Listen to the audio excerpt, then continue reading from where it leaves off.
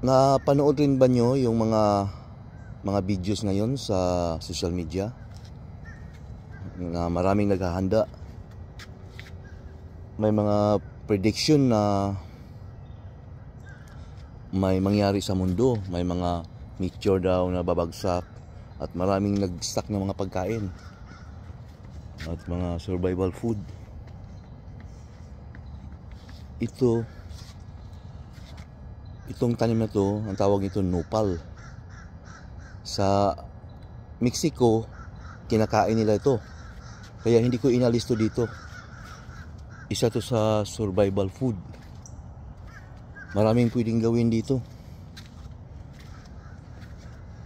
Pwede mo itong ihalo sa gulay or i-grill.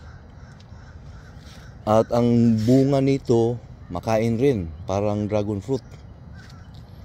Maraming recipe sa sa YouTube. I-type mo lang yung nopal, maraming recipe. At maraming benepisyo rin to. Panglaban sa diabetes, sa high blood, at iba-iba pa. I-search nyo sa YouTube, nopal, or sa Google.